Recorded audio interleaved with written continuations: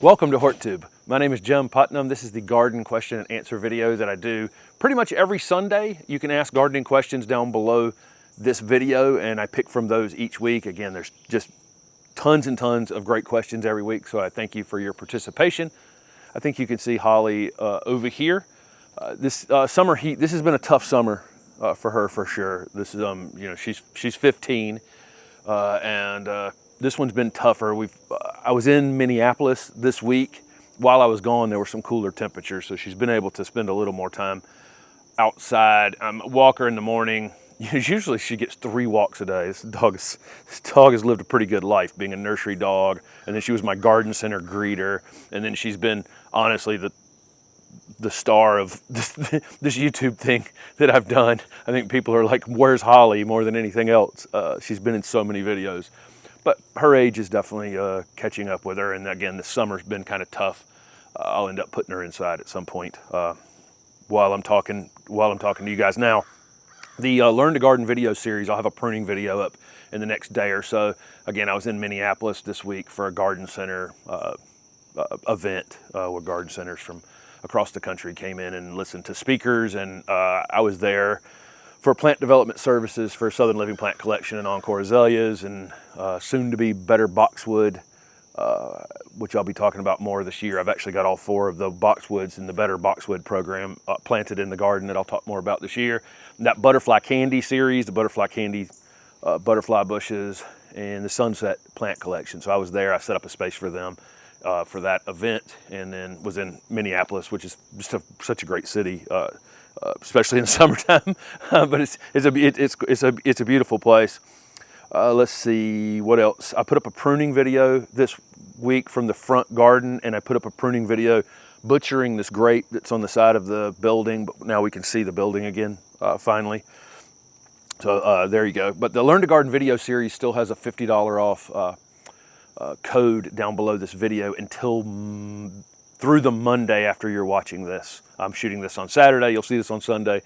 Also on Monday, they're starting the house construction. The dumpsters on the street. It's got delayed a bit because they repaved my street out here, and I was waiting for them to finish repaving the street in order to have this house construction start.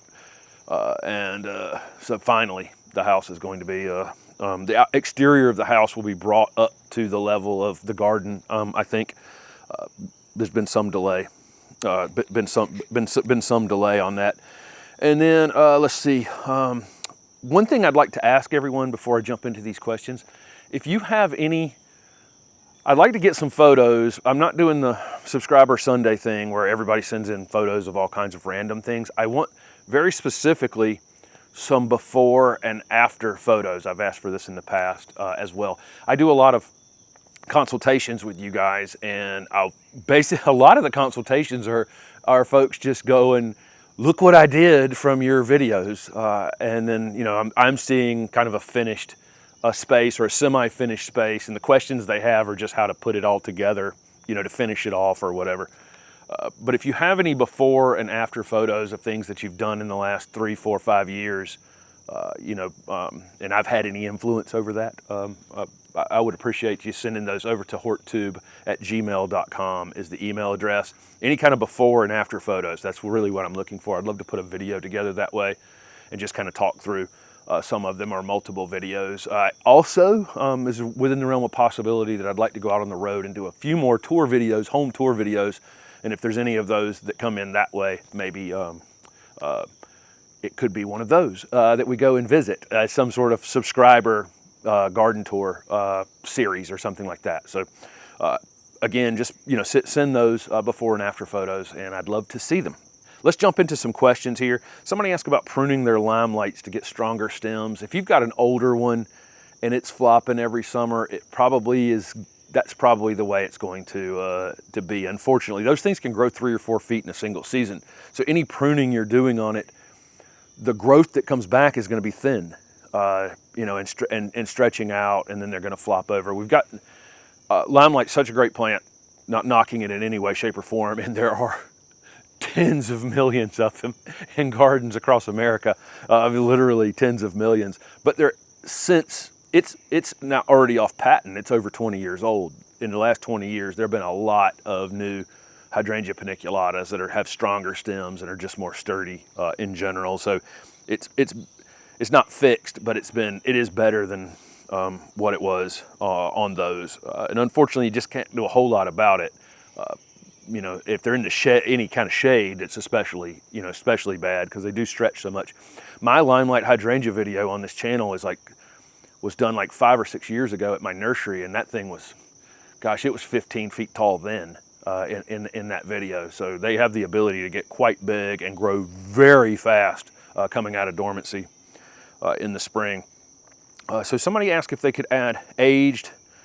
They have hardwood mulch in their beds, which is what I have in these beds that I'm standing on, and they want to put compost. Want to know if they can just put aged compost over the top of it in the fall. I don't know what you're trying to do there, but that would definitely be some sort of kind of an upside down layer.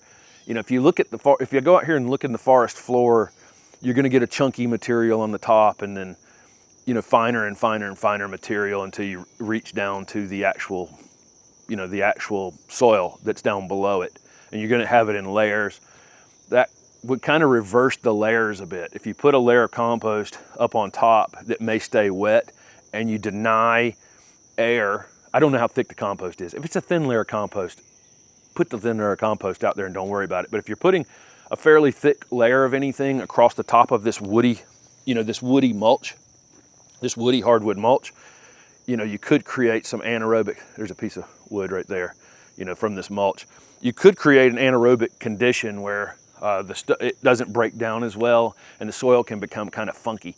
And you go from beneficial bacteria, beneficial fungi to bad guy bacteria and fungi pretty quick, creating anaerobic conditions. So be careful not to bury wood down to a point where there's no air and light for it to break down. But again, if you're putting a thin layer of compost, I don't know why this person's doing this, but or what the purpose is. But if you're putting a thin layer out, it's not going to be any big deal. If you're putting a big thick layer of something over this wood, I would wait for the wood to break down a little more before you do it.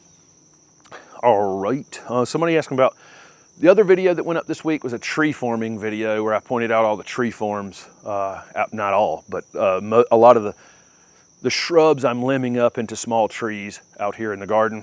And somebody wanted to know if I could tree form an Osmanthus fragrans fudding zoo, which I have a fudding zoo on the corner over here. It's a great Osmanthus fragrans that the flowers are much showier on it than others. You can Google it and look it up. It's a very, very showy Osmanthus fragrans. Most of the Osmanthus fragrans have teeny tiny little white flowers. You can smell them from a half mile away on the right days during the fall, but the flower is not showy. And that one is. Can you tree form it? Yeah, absolutely. You can tree form any Osmanthus fragrans. I've got 3 along the fence over here.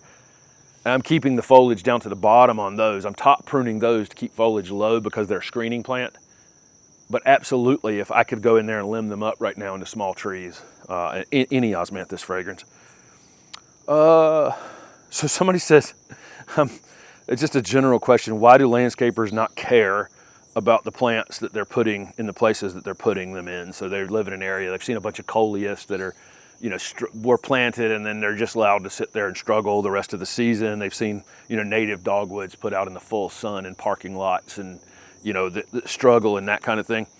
So this is a mixed bag of things. So one,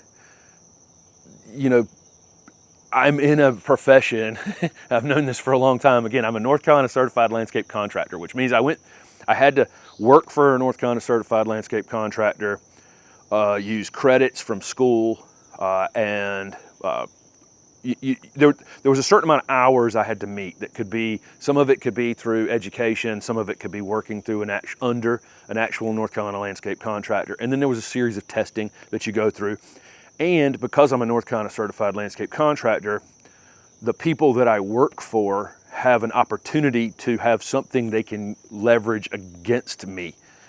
So if I come to your house and I do something that's damaging in some way to your property, you would be able to have some sort of resolution process, through the North Carolina certified landscape contractor board. So if But the problem is anyone can call themselves a landscaper. So I'm the only person that can call myself a landscape contractor, but anyone with a pickup truck and a shovel and whatever can call themselves a landscaper. Some of those guys are extremely talented, regardless of whether they're certified landscape contractors. So I'm not bashing that entire group, but I'm saying that a pickup truck and a shovel and a wheelbarrow, and you can call yourself a landscaper. You can't call yourself a landscape contractor, just a landscaper. So there's some of that where it's maybe someone who doesn't necessarily know what they should be planting in that space. But then there's also landscape architects that do designs, and I've seen this a bunch of times where there'll be a line of shade trees planted on a commercial property, and then under these brand new shade trees, they've put mahonia and a bunch of shade shrubs in between them. Like the trees were already 25 feet wide. But when they actually put the shade trees in, it was full sun, and it was gonna be full sun for the next 15 to 20 years. But they put shade plants out there like it was already shady. It's really an interesting, so there's some of that too, where the landscape architects might not be, they might not know as much about horticulture, about actual plants. You know, they're doing the drainage for the property. They're creating nice spaces, but they're not necessarily thinking about the best plants, or you know, on a day-to-day basis, be working with the best plants. Again, not a criticism of all of them, but I do see some weird stuff going on that, you know, just came right from architects. And a lot of those weird mounded up plants with the mulch, you know, domes and stuff on them, all that stuff comes, you know, from them. Some of it comes from them as well, where things are just poorly planted in those landscapes as well, but they're done by very specific instructions. So you get it's a combo platter. And then there's the incredibly low budget by a commercial property, which is the most likely thing. You know, we want you to come and plant flowers. We don't want to pay you. And we're probably going to take 90 days to pay you, and we're not going to pay you to come back and maintain them. And so that's actually, you know, after talking down a few landscapers and a couple landscape architects, I'm going to say the vast majority of it is commercial properties want to pay close to nothing. Some pay lots, and they hire the best landscape maintenance folks and contractors in Raleigh, and their properties, you know, are incredibly showy. We have some of the best, you know, because NC State, we have some of the best landscape contractors in the country. And we have so the properties are maintained at a very high level. But again, you're always going to have ones that are just like, plant me some flowers, how much will it cost? And then you come back with, it's going to cost this many thousands of dollars to do this apartment complex. And they go, no, do it for $80. And we don't want any maintenance. And so there's that. So I talked that to death, but it's all over the place with landscapers.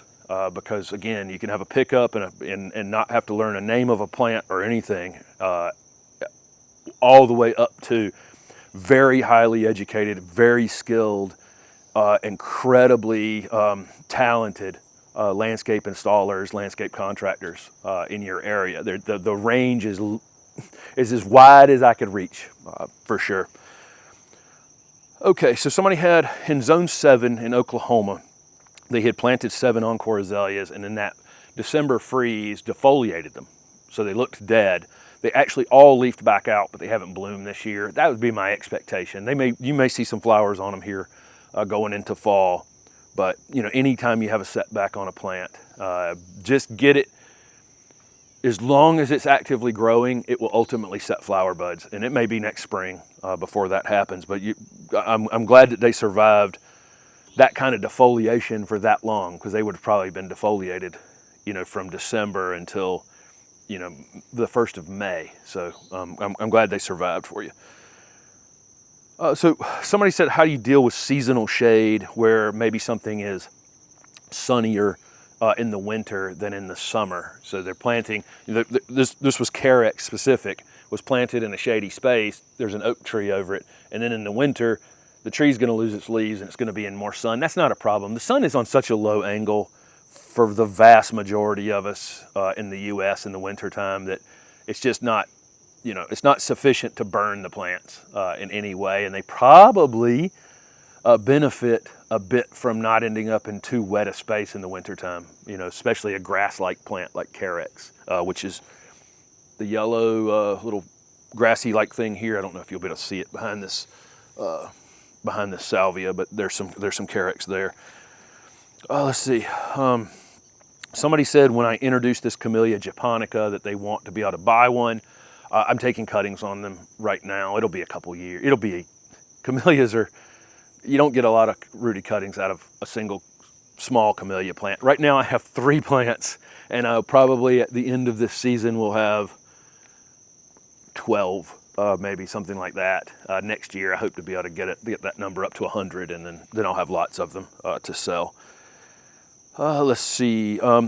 So a couple comments about Jeremy's garden. After last week's video, I talked about Jeremy and Megan selling their garden down in the Bristol Briar, and they're heading down to Mobile. I don't know if you guys saw that video I did with Todd Lassane at Bellingrath down in Mobile. Jeremy took a position at Bellingrath, so it's kind of fun because I mean I've known Todd for a long time, and that garden is I'm sure it was 2 years ago or so when we shot that video with Todd down there. I'm sure he's moving that garden pretty quickly, and now he's going to have Jeremy's help as well. It's one of the great gardens. It's just a fantastic garden. We'll go down there and visit them at some point, but I'm also doing content with Jeremy this week, and we're going to talk about moving and what's moving from one garden to another and creating another one in a video content that's coming up. Somebody said, wouldn't it be cool if we had variegated hellebores? The Corsican hellebore, there are some variegated ones out there in the world. So there are some variegations, and I would imagine we'll see some crosses and that kind of thing. But the Corsican hellebore, if you can locate those, there are some cool variegated ones. And even in a lot of the hybrid hellebores, we're seeing now more and more mottling in the middle of the leaves and interesting leaf things, purple foliage, that kind of thing. But hellebores are one of those things that have moved very quickly. I think in the last 10 years, there's so many hellebore breeders out there working toward interesting things and much longer bloom times. Had to put holly in the house, and then the sun was starting to hit me in the face over there. So I always get this question about using coffee grounds as fertilizer, because there's lots of articles about using coffee grounds as fertilizer, and then of course you'll get eggshells and fish and fish bones and 900 other things that are good for your garden in some way. Most of those things, something like eggshells, that calcium's locked up in that eggshell for a while. It takes a long time for that calcium to become available for that plant. So, any idea that you'd put eggshells in a hole and then that year it made some sort of difference is not accurate at all. It'll take a little while for that calcium to be in an available form. A year, 2 years, longer. It could be. So most of those things are accurate, but inaccurate in the way they're being portrayed. Like it's some sort of instant thing. There's nitrogen in the coffee grounds, and I think that's what most people are using it for. Again, I'm always cautious pushing plants with lots of nitrogen. That's what the thing that pushes all that new green tender growth. It's also quite tasty to chewing insects as well. I like to get the plants growing slow and steady. Not enough nitrogen in the coffee grounds to worry about. Yes, you can absolutely throw your coffee grounds out in the garden. What I've always said is any of this stuff you're throwing out there, just throw it far and wide. Don't concentrate anything in one particular spot, because if there is some sort of nutrient in it, whatever it is, nitrogen is going to be changeable all the time. You can measure nitrogen in your soil 50 times in the next 50 days and get 50 different results. That's how changeable, nitrogen can be in the soil. A lot of the other nutrients are more stable there. But again, if whatever you're throwing out there, if it's high in calcium, high in phosphorus, high in potassium, you don't want to concentrate those things in one space. Just spread it out far and wide. If you want to throw it out in your garden, it's not an issue at all. But I think most of the benefits that anyone's telling you about on a lot of these things, they're telling you to, throw some fish bones in with your tomatoes or whatever the heck it is. It's not that it's not ultimately available, the nutrients for the plants. It's just not going to be that year. It's going to be sometime in the future by the time the microorganisms break that stuff down and make it actually into an available form for the plants. So I put up the photos of rose rosette last week, and somebody says it looks a lot like just the new growth. Yeah, that's true. I mean, knockout roses and other roses will come out with that kind of reddish color, but they'll very quickly change. If that rosette photo, you're looking at something that will just be there. So it's, you know, that new growth on that rose should continue and ultimately form a flower bud and flower. But this growth will just stop and have that we call it a witch's broom. It's just basically deformed new growth is what it is. You can tell a difference if you looked at it side by side with healthy growth. But yeah, just in a quick photo or a quick glance, both of them have that reddish new growth. It's just that witch's broom is going to stay like that. Let's see. So somebody was asking about, I'll show you in just a second here. Okay. So somebody was asking about hydrangea paniculatas that will turn pink in the south. They were actually in Nashville. So a lot of our hydrangea paniculatas, like almost all of them, you know, including limelight that I talked about earlier. I've got white wedding over here. What we get is the green, what looks like it's going to be a green flower that then turns brighter and brighter white. In the south, they just kind of tend to go to brown and they skip the pink stage. You know, because it's all about our nighttime temperatures. But there's a lot of breeding going on around that, and I've got one here, and I'll break one off right here. There's a new one that will be in the Southern Living Plant Collection that I'm going to be talking about pretty soon, and it's called, there it is right there, but you can see a little bit of the pink in this one. This was actually an underwatered container over there, but this one's called Sweet Starlight. And this one is going to be in the Southern Living Plant Collection. Not a great example of the flower head on them. They're actually gigantic. I showed them. They were in a video that I did down in Loxley, Alabama a few weeks ago. They're in the clicker. That was all Sweet Starlight.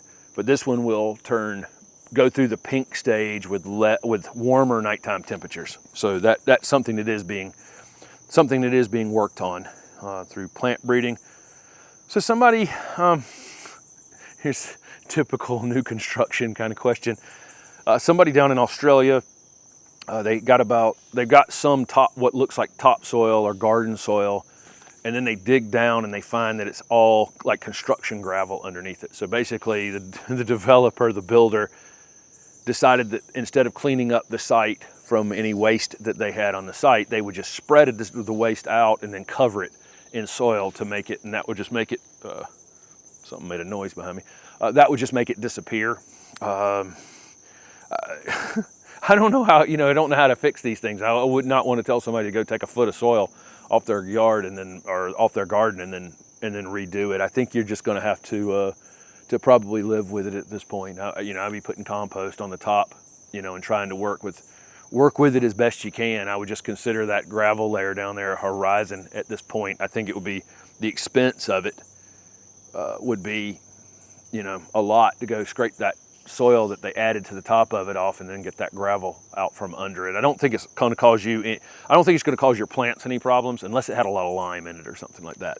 That could be problematic. But if it's not negatively affecting your soil pH by having a lot of lime in it, I just don't think it's that big of an issue long term. I think it will be a pain for you planting and digging and that kind of thing for sure, but the plants will probably be okay. Unless they're not. And if they're not, then you're going to have to, think about doing something more radical. But I would definitely experiment with just growing things out there and see how it goes for a while before you take the radical approach of, trying to strip all that off. So somebody said they're looking for Tokyo Skies aspidistra. This is that aspidistra that I showed last week. Again, it's called Tokyo Skies, cast iron plant. This thing's going to be phenomenal selling. I mean, people in the north are going to grow this thing as a house plant, a patio plant during the summer. Everybody down here in the south is going to want to put this thing in their shade garden. Takes dry shade. I did manage to get my hands on a couple of them, but this plant's going to be rare for a while. It's just going to be rare for a little while. I think there's this little quart pot right here that I have 2 of. I think this is 2 of 5,000 there are, period. So those are gonna need to be divided. In fact, I could probably get about 3 out of each of those. So I think they'll be able to go from 5,000 to 15,000 before this year's over, and then next year have a number where they'll be out in the world. But it'll probably be sometime in 2024 before we see that plant readily available. But that's Tokyo Skies is going to be the name of that cast iron plant. And then somebody said about showing photos in the Sunday video. I actually try to work as little as possible on this Q&A. It takes me a long time to go through the questions and write all the questions down. And then I just have one video a week where I don't, spend a crazy amount of time. I do try to, so I understand that I could probably bulk this up with a few more photos and that kind of thing. And I apologize for not doing that, but there's just, one video a week where I just, I don't have to, spend, half a day editing. Let's see. So here's another Hydrangea paniculata question week. So somebody's got Pinky Winky, which is a great older new genetics patented Hydrangea paniculata called Pinky Winky. I grew this one for years. It's a great plant. And it's got all the exposed flower parts in it where the bees and everything are still visiting it. There's wilts when it's in full bloom and it's several years old. That's not, it's not unusual for a plant when it's in absolute full bloom. And they were saying, I always talk about letting the shrubs suffer just a little bit, the shrubs and the trees, because we want to encourage them to root in and root out. When something's in peak flower, I want to pull back on that statement just a bit and say when something's in full flower, if an azalea, that week or two your azaleas are in full bloom in the spring, that week or two that your Camellia sasanqua is in full bloom in the fall, that week or two we just talked about the Osmanthus fragrans back here, this big green plant beside the loropetalum. When it's in full flower in the fall, our falls are kind of dry here in Raleigh. When something's in full flower, ignore my let it suffer a bit, and you may want to add some additional water during peak flowering if you have things wilting, because it is difficult for the plant, especially a summer flowering shrub. And I'm going to have a video this week on summer flowering shrubs. Summer flowering shrubs are not only holding on to their leaves, but they're trying to force flowers in the most intense part of the heat of the summer. Even the nighttime temperatures aren't dropping much below 80 here. And so those paniculatas and the other things that are willing to bloom in the summer heat and not go into a summer dormancy probably do need a little additional help from you. That's the same thing with something like a butterfly bush. There's no butterfly bush in this garden that's going to die from a lack of water during our summers here in Raleigh. They wouldn't, out west, obviously, but here they're not going to die, but they're also not going to bloom heavily if I don't occasionally walk around and give them some water if it hasn't rained. But that's the thing with those the summertime flowering things that are kind of peak in the summer. Okay, I could have said that better. So I always get the question about who owns the side lot over there. The city actually owns a piece of property right there, right next to this property. Of course, I'm going to get the comment about, wouldn't it be great to buy it? Yes, it definitely would. And it might be something that I approach the city about at some point. But yeah, there's a fairly generous piece of property back there that's pretty unusable for any house or anything. But the city does actually own that as some sort. Maybe they want to maintain it as a right of way for this property that's behind me back here. I don't know because I haven't had the conversation. And then I want to shout out to Ram Giberson, who, if you've seen any of the, there's a playlist on the channel called Giberson Garden, I think is what I named the playlist. If you haven't seen any of the videos from Rams, if you're newer to the channel, all the videos that we've done with Tom and Ram Giberson in their garden in Athens, Georgia. It's one of the most beautiful private gardens you'll ever see. Ram, I just saw a comment down below that Ram said hello to everyone in the comment section. So we'll all say hello to Ram as well. She's always fun to have in the videos, and it's fun to see her garden down in Athens. Somebody said they ordered a shirt on the ACA shirt. I appreciate it. They're over on the website. Somebody asked when to transplant hostas and azaleas. Hostas definitely toward fall is a good time to do it when they're going dormant, but you can still see where they are. You can also do it in the early spring too, and that's when I put up a video earlier this year, was when they were just emerging from the ground. They don't perform as well that season if you do it then. You're not going to get as much growth out of a divided hosta in the spring as you will having done it in the fall and gotten them back in the ground. So I'll leave that up to you, but anytime while they're dormant, but when they're in peak dormancy in January or December, it's kind of hard to find them, and you might probably do more damage with the shovel trying to dig around finding them. So do it while they're going dormant and you can still see where they're sitting, or coming back up in the spring where you can see, where to properly dig. Azaleas, weirdly, I've got to take 7 azaleas off this front foundation in the next 48 hours before this house construction starts. And this would be one of the worst times to do it in the peak summer, but anytime they're dormant. Keep in mind, again, going back to that other azalea question, if you transplant your azaleas, and I would do it from October to March, it's probably going to have a negative impact on how much they flower that next year. So keep that in mind.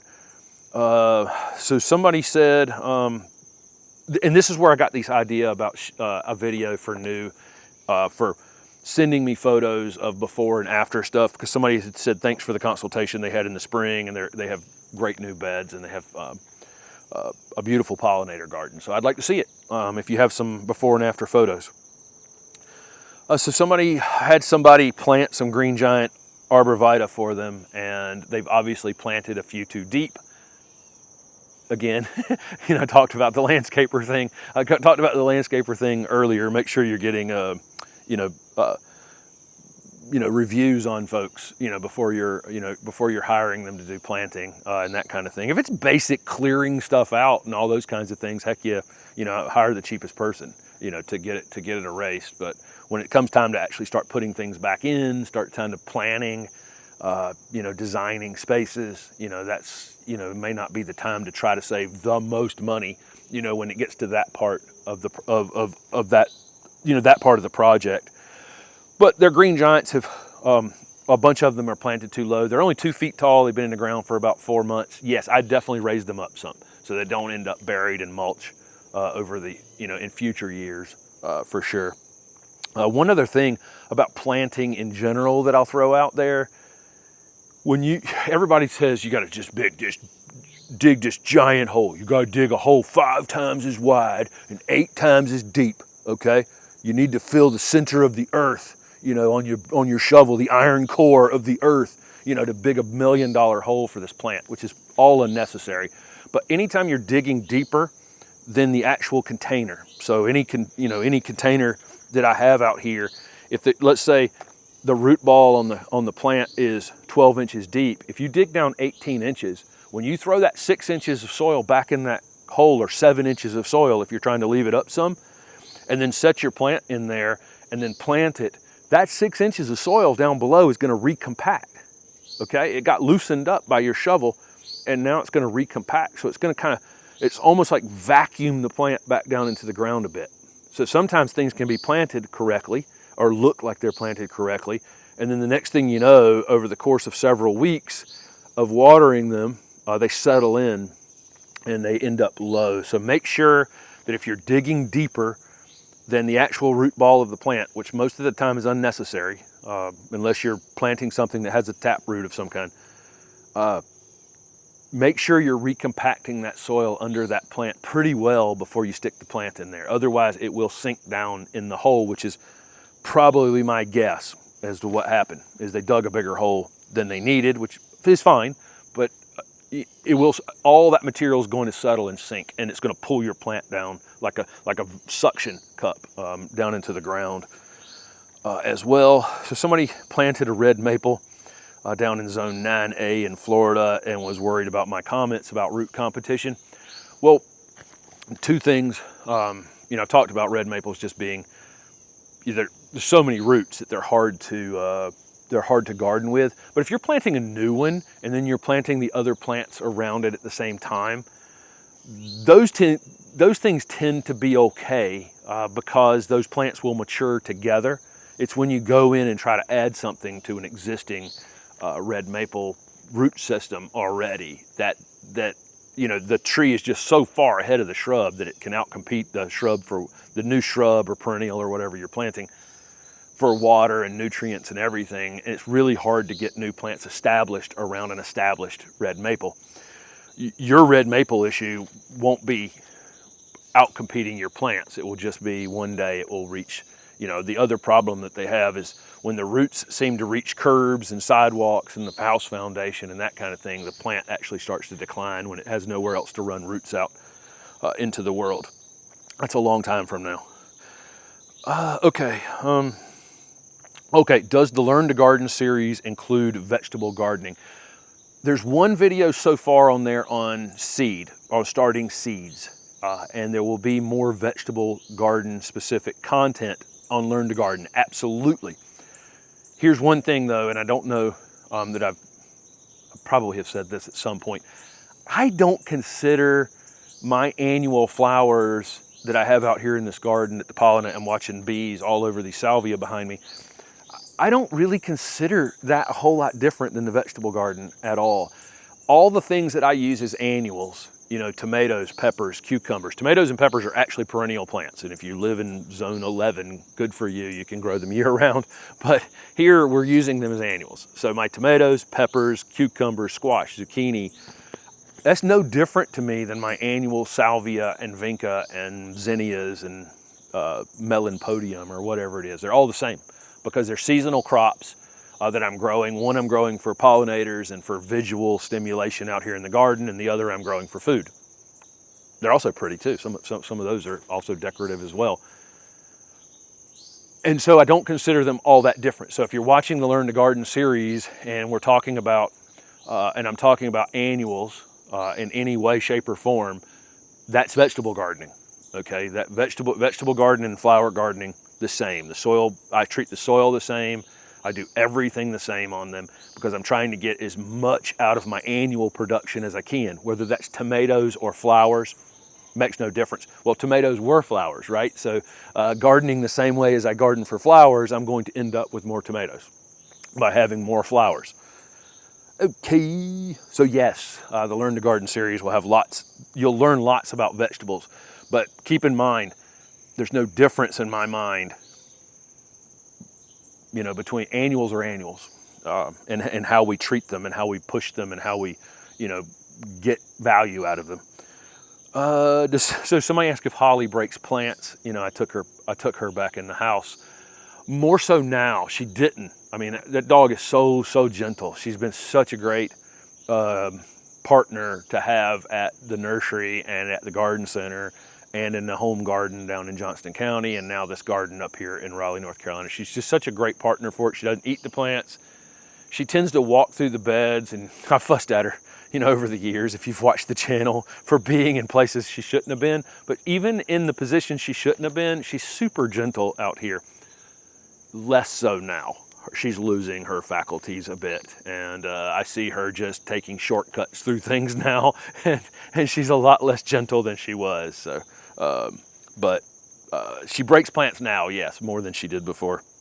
But I'm not going to blame her. She's been such a, you know, she's been a 1 in a million kind of dog. So if she breaks a couple plants, she's not going to be in trouble with me. Okay, so last question for this week, and again, I appreciate everybody's contributions to the question and answer video. You can ask questions down in the comment section down below. Got basically 48 more hours on the $50 discount on the Learn to Garden, and excited that the house construction is finally going to be underway this week. The last question was if I ever consider doing a collaboration with Garden Answer. I'm actually heading to Oregon before the end of the year.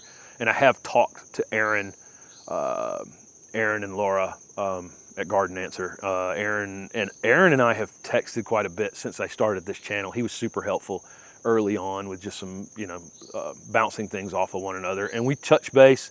They're very busy, as you know, with 2 channels and a young family. So, but I text with Aaron, usually about every 6 months or so. Aaron and I will text. We'll hit each other with a few texts real quick, and then move on. But it's been my goal to get up there at some point and see their beautiful garden up there in Oregon. It may happen this year, and it may not. We talked about it earlier this year, but yeah, at some point for sure, and I'd love to see it. I have videos with Aaron, the impatient gardener, in Wisconsin, and I have a video with Jenny at Creekside, and I'm going to see Linda Vodder, I think before the end of this year. I've talked to Linda several times, and Linda and I have known each other in person as well several times. We've spoken back to back before. But I like being around Linda quite a bit, and her channel, she's put in a new garden there in Oklahoma City this year, and her channel is just absolutely booming. Anytime you're doing that kind of new installation thing, people really like to get behind it and look at it. But I'll be doing some content with her as well. So thank you guys for following along and participating in the question and answer video, and I'll be back next week with another one.